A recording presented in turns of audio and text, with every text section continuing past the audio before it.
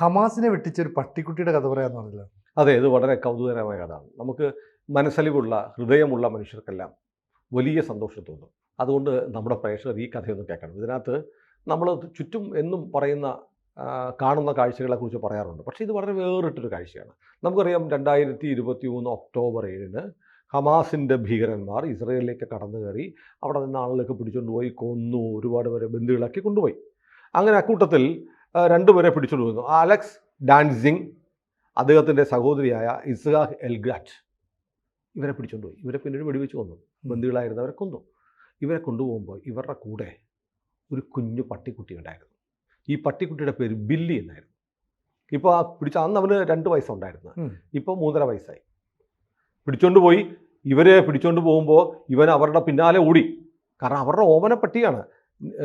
നീർ hose എന്ന് പറഞ്ഞ സ്ഥലത്ത് ഭീകരന്മാർ ആക്രമണം നടത്തിയപ്പോഴാണ് ഇവരെ ബന്ദികളാക്കിയത്. സഹോദരനെയും സഹോദരിയും ബന്ദികളാക്കി.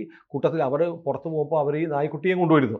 അതൊരു പ്രത്യേക ജനുസിൽപ്പെട്ട, എനിക്ക് പട്ടികളുടെ ഈ ബ്രീഡൊന്നും അറിയാൻ വയ്യാത്തതുകൊണ്ട് പേര് പറയാം, കവാലിയൻ കിങ് ചാൾസ് സ്വാനിയൻ എന്ന് പറയുന്ന ഇനത്തിൽപ്പെട്ട പട്ടിയാണ്. വലിയ വലിപ്പമൊന്നുമില്ല, ചിത്രം കാണുമ്പോൾ അറിയാം. ഈ പട്ടിക്കുഞ്ഞ് ഇവരുടെ കൂടെ ഉണ്ട്. അത് കഷ്ടിച്ച് 2 വയസ്സുള്ള നായക്കുട്ടി. പക്ഷേ ഇവനെ വെടിവെപ്പും വെടിയുണ്ടകളും ഇങ്ങനെ ചേറിപ്പായുകയാണ്.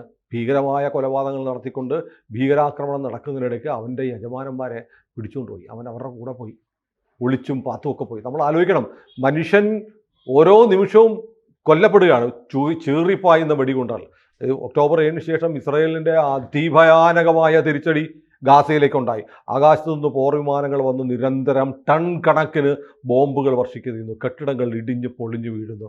വെടികുണ്ടകൾ തലങ്ങും വിലങ്ങും ചീറിപ്പായുന്നു. എല്ലാം ഇടിച്ച് നിരത്തി ബുൾഡോസറുകളും പാറ്റൻ ടാങ്കുകളുമായി ഇസ്രയേൽ ആർമി കയറി വരുന്നു. ഒളിച്ചിരുന്ന് ഹമാസ് ഭീകരർ വെടിവെക്കുന്നു. ഇവൻ്റെ യജമാനന്മാർ മരിച്ചു. ഇതിനിടയ്ക്ക് ഈ പട്ടിക്കുഞ്ഞ് അവൻ ഈ കാലം അത്രയും സർവൈവ് ചെയ്തു. ഇത്രയും കാലം എല്ലാ കെട്ടിടങ്ങളും തകർന്നു, എല്ലാ മനുഷ്യരും മരിച്ചു വീഴുന്നു. ആകാശത്തു നിന്ന് തീഗോളങ്ങളായി ബോംബുകൾ വീഴുന്നു. എങ്ങനെ ബില്ലി രക്ഷപ്പെട്ടു? ആവശ്യത്തിന് ഭക്ഷണം പോലും ഇല്ല, വെള്ളമില്ല.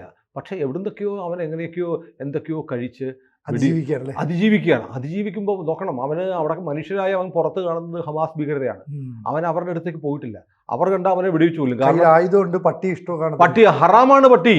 അപ്പോൾ അവന് കൃത്യമായി മനസ്സിലാക്കി, എന്നെ കണ്ടാ കൊല്ലാൻ നടക്കുന്നവർ എൻ്റെ യജമാനന്മാരെ കൊന്നു. അവൻ്റെ കൺമുന്നിലിട്ടാണ് ഈ അലക്സ് ഡാൻസിങ്ങിനെയും ഇസാഖ് എൽഗ്രാറ്റിനെയും അതിമൃഗീയമായി ഇവർ വെടിവെച്ചു കൊന്നു. അപ്പോഴിവൻ എവിടെയോ പാത്തിരുന്ന് ഒന്ന് കരയാൻ പോലും പറ്റാതെ, ശബ്ദം പോലും പുറത്ത് കേൾപ്പിക്കാതെ, പട്ടിക്കുട്ടികൾ കുരയ്ക്കുമല്ലോ അല്ലേ, അവൻ ഈ 1.5 വർഷക്കാലം ഒന്ന് കുരയ്ക്കാതെ, ആരുടെയും കണ്ണിൽപ്പെടാതെ, ഒരു ഹമാസ് ഭീകരൻ്റെയും കണ്ണിൽപ്പെടാതെ, അവൻ ഗന്ധം കൊണ്ട് മനസ്സിലാക്കി കാണും ഇവർക്ക് മരണത്തിൻ്റെ മണമാണെന്ന് അല്ലേ. അങ്ങനെ ഇവന് ഒളിച്ചും പാത്തും ഒക്കെ ഇങ്ങനെ നടന്നു. അത് കോൺക്രീറ്റ് കൂമ്പാരങ്ങൾക്കിടയിലൂടെ. കാരണം പുറത്തിറങ്ങിയാൽ എപ്പോഴാണ് കെട്ടിടത്തിനകത്ത് നിന്നാലും ആ കെട്ടിടം ബോംബ് വീണ് തകർന്നു പോകും. പുറത്തേക്ക് ഇറങ്ങിയാലും ബോംബ് വീഴും. അത് വലിയൊരു മിറാക്കിളാണ്. ദൈവത്തിൻ്റെ ഒരു നിയോഗം പോലെ ഒരു പാവം പട്ടിക്കുഞ്ഞ് അവൻ്റെ യജമാനന്മാരെ നഷ്ടപ്പെട്ടിട്ടും ഭക്ഷണമില്ല, അവന് വെള്ളം പോലും കുടിക്കാനോ കിട്ടുമെന്ന് ഉറപ്പില്ലാത്തടത്ത് രോഗം വന്ന് ചാവാം അല്ലേ.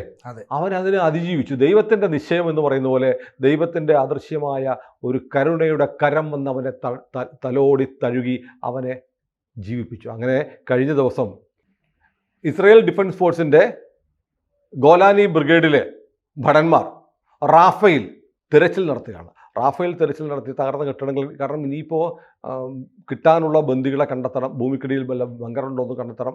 അങ്ങനെ റാഫേൽ വീണ്ടും പര്യവേഷണം. കാരണം കെട്ടിടങ്ങളൊക്കെ തകർന്ന് കിടക്കും. ഇതിനിടയ്ക്കൊക്കെ പരിശോധിച്ചുകൊണ്ടിരിക്കുമ്പോഴാണ് ഇവരെ കണ്ടെത്തിയത്. ഇവരെ കണ്ടെത്തിയ കഥ പറയാം. അപ്പോൾ ഈ റാഫയെക്കുറിച്ച് പറയുമ്പോൾ നമ്മൾ ഓർക്കണം, ഈ ഖാൻ യൂനിസും റാഫയുമാണ് ഈ ഹമാസിൻ്റെ ഏറ്റവും വലിയ താവളങ്ങൾ. ഭൂമിക്കടിയിൽ ബങ്കറുകൾ ഉണ്ടാക്കി ഇവരവിടെ താമസിക്കുകയാണ്. അവിടെ രണ്ടിടത്തും ആക്രമണം നടത്തിയപ്പോഴാണ് ലോകവ്യാപകമായി ഓൾ ഐസ് ഓൺ റാഫ എന്നൊക്കെ പറഞ്ഞ് ക്യാമ്പയിൻ നടത്തി. നമ്മുടെ സിനിമാക്കാർ വരെ മലയാളത്തിൽ, കേരളത്തിലെ കൊച്ചിയിലുള്ള സിനിമാക്കാർക്ക് വരെ റാഫയാണ് ഹമാസിന്റെ ബ്രെയിനും നട്ടലും എന്ന് അറിയാമായിരുന്നു. മറ്റുള്ളവർക്കറിയില്ല, പക്ഷെ അവർക്ക് ആ ലിങ്ക് അന്തർധാര സജീവമാണല്ലോ. അപ്പൊ അങ്ങനെ വരെ പ്രതിഷേധിച്ച റാഫ തകർന്നുകൂടിയാണ്. റാഫേൽ വെച്ചിട്ടാണ് ഖാൻ യൂണിസിൽ വെച്ചിട്ടാണ് യഹിയ സിൻവറിനെ കൊല്ലുന്നത്. അപ്പോൾ പ്രധാനപ്പെട്ട നേതാക്കന്മാരൊക്കെ അവിടെ ഉണ്ടായിരുന്നു. അതോടുകൂടി ഇപ്പോൾ വീണ്ടും അവരെ അവിടെ പരിവേഷണം എന്ന് പറഞ്ഞാൽ ഭൂമിക്കടിയിൽ പോയത് കണ്ടുപിടിക്കുന്നതാണ്. ഇപ്പോൾ എല്ലാം തകർന്ന് ഭൂമിക്കടിയിലായതുകൊണ്ട് അതിനിടയിൽ തെരച്ചിലിന് ഗോലാനി ബ്രിഗേഡിലെ ഭടന്മാർ വന്നപ്പോൾ അത്ഭുതകരമായ സംഭവം നടന്നു. ഈ ബില്ലി ഓടി ഈ പട്ടാളക്കാർക്കടുത്തേക്ക് എത്തുന്നു. അതായത് ഇത്രയും നാൾ ഹമാസ് ഭീകരരുടെ അടുത്തേക്ക് പോലും അതാണ് ഞാൻ പറഞ്ഞത്. മനുഷ്യനെ തന്നെ രക്ഷിക്കാൻ സാധ്യതയുള്ള ആളുകളാണെന്ന് അറിഞ്ഞവരെ കണ്ടപ്പോൾ ഇവൻ ഓടി അവരുടെ അടുത്തെത്തി. എന്നാൽ ഹമാസിന്റെ ആളെ കണ്ടപ്പോൾ ഇവൻ അവരുടെ കണ്ണിൽപ്പെടാതെ ശബ്ദം പോലും കേൾപ്പിക്കാതെ ഇവൻ ഒളിച്ചിരുന്നു. അപ്പോൾ ഞാനൊരു വാക്ക് പറഞ്ഞിരുന്നു, മരണത്തിന്റെ മണമുള്ളവർ. മരണത്തിന്റെ മണമുള്ളവരെയും ജീവൻ രക്ഷിക്കാൻ നിൽക്കുന്നവരുടെ മണവും തിരിച്ചറിയാൻ ഒരു നായക്കുട്ടിക്ക് പോലും കഴിയുന്നു. അപ്പൊ ഈ നായകൾക്ക് അങ്ങനെ ഒരു അതീന്ദ്രിയമായ ഉണ്ടാവുമായിരിക്കാം, അറിയില്ല. നമ്മൾ ചിലപ്പം കാവ്യാത്മകമായി പറയാറുണ്ടല്ലോ. അത്ഭുതകരമാണ്. എങ്ങനെയാണ് രണ്ട് കൂട്ടരും ഒരേപോലെ യൂണിഫോം ഒക്കെ ധരിച്ച് തോക്കുമായിട്ട് വരുന്നത്. ഒരു കൂട്ടരെ കാണുമ്പോൾ ഇവന് ഓടി വിളിക്കുന്നു, മറ്റൊരു കൂട്ടരെ കാണുമ്പോൾ ഇതെന്നെ രക്ഷിക്കാൻ ഒടുവിൽ ആൾ വന്നിരിക്കുന്നു എന്ന് റബിൾസിന്റെ ഇടയ്ക്ക് നിന്ന് തകർന്നു കിടക്കുന്ന കെട്ടിടാവശിഷ്ടങ്ങൾക്കിടയിൽ നിന്ന് ഇവൻ ഓടി വന്ന് ഒരു പട്ടാളക്കാരൻ്റെ കാലിനോടൊപ്പം ചെന്ന് മുഖമുരുമി നിൽക്കുന്നു. അയാളെ കോരിയെടുത്തിട്ട് ചിത്രമുണ്ട്, കോരിയെടുത്തു, അയാളെ കൊണ്ടുവന്നു. എന്നിട്ട് IDF അനൗൺസ് ചെയ്തു, നമുക്ക് അവിടെ നിന്ന് ഒരു പട്ടിയെ കിട്ടി. അപ്പോൾ ഒരു ചോദ്യം വരും, ഇത് ഇസ്രായേൽ വന്നിട്ട് അനൗൺസ് ചെയ്യേണ്ട കാര്യമുണ്ടോ? റാഫേൽ നിലയാണല്ലോ പിടിച്ചത്, അപ്പോൾ ഗാസക്കാരുടെ ആരെങ്കിലും പട്ടി ആവത്തില്ലേ എന്ന് സ്വാഭാവികമായും ചോദിക്കാം. ആവത്തില്ല, കാരണം ഗാസയിലുള്ളവർക്ക് പട്ടി ഹറാമാണ്. അപ്പോൾ ഇവിടെ ഒരു നായക്കുട്ടി വന്നിരിക്കുന്നുണ്ടെങ്കിൽ, ഒരു പ്രത്യേക ബ്രീഡിൽപ്പെട്ട അമൂല്യമായ വിലയേറിയ ഒരു നായക്കുട്ടി ഇവിടെ വന്നിട്ടുണ്ടെങ്കിൽ അത് ഇസ്രായേലിൽ നിന്ന് വന്നതായിരിക്കണം. അവർ ആളുകളെ തട്ടിക്കൊണ്ടുപോയപ്പോൾ നായെ തട്ടിക്കൊണ്ടുപോയില്ല, പക്ഷേ അവൻ നിശബ്ദമായി കെട്ടിടങ്ങൾക്കും ചെടികൾക്കും ഒക്കെ മറപറ്റി തൻ്റെ യജമാനന്മാരെ കൊണ്ടുപോയപ്പോൾ പിന്തുടർന്ന് അവൻ വന്നതാണ്. പക്ഷേ നിർഭാഗ്യവശാൽ ഒരുപക്ഷെ അവൻ്റെ കൺമുന്നിൽ വെച്ചായിരിക്കാം ആ സഹോദരന്മാരെ വെടിവെച്ചത്. അപ്പോൾ ഇയാളുടെ ഭാര്യ, ഈ കൊല്ലപ്പെട്ട അലക്സ് ഡാൻസിഗിൻ്റെ ഭാര്യ ഇവരെ തിരിച്ചറിഞ്ഞു. അവർക്ക് കൈമാറാൻ പോവുകയാണ് ഇസ്രായേൽ. ഗാസയിൽ വലിയ തോതിൽ ബോംബാക്രമണം നടന്നു, അവിടെ കെട്ടിടങ്ങളൊക്കെ നടന്നു, ഒരുപാട് പേര് 52,000 മരണമൊക്കെ സംഭവിച്ചു. ഈ ഗാസയിൽ മനുഷ്യർ മാത്രമേ ഉള്ളൂ, മൃഗങ്ങൾ ഉണ്ടാവത്തില്ലേ? ഉണ്ടാവും, സ്വാഭാവികമായിട്ട്. ഒരൊറ്റ മൃഗത്തിൻ്റെ മരണ വാർത്ത നമ്മൾ കേട്ടിട്ടില്ല. എനിക്കറിയില്ല കേട്ടോ, ഗാസയിൽ മൃഗങ്ങളുണ്ടോ എന്നറിയില്ല. അതോ ഇനി ഇവർ പാലും ഇറച്ചിയും ഒക്കെ മറ്റു സ്ഥലത്തിൽ കൊണ്ടുവരികയാണ്. ചിലപ്പോൾ ഉണ്ടാവുമായിരിക്കാം. മനുഷ്യൻ മാത്രമാണ് ഒരു യുദ്ധത്തിൻ്റെ കെടുതിയിൽപ്പെടുന്നത് അറിയില്ല. യുദ്ധം വരുമ്പോൾ ജീവജാലങ്ങൾ മരിക്കും, സസ്യലതാദികൾ പോലും മരിച്ചു പോവും. ഗാസ നമുക്ക് അറിഞ്ഞുകൂടാത്തൊരു ഭൂമികയായതുകൊണ്ട് ഗാസയിൽ ബോംബാക്രമണത്തിൽ മറ്റ് ജീവികൾ കൊല്ലപ്പെട്ടതിനെ കുറിച്ച് അറിയില്ല. പക്ഷേ ഇപ്പോൾ ആദ്യമായിട്ട് ഒരു ജീവി രക്ഷപ്പെട്ടു വന്നിരിക്കുന്നു എന്ത് വാർത്തയാവുകയാണ്. പക്ഷേ എന്തോ 2 ദിവസമായി ഈ വാർത്ത വന്നിട്ട്.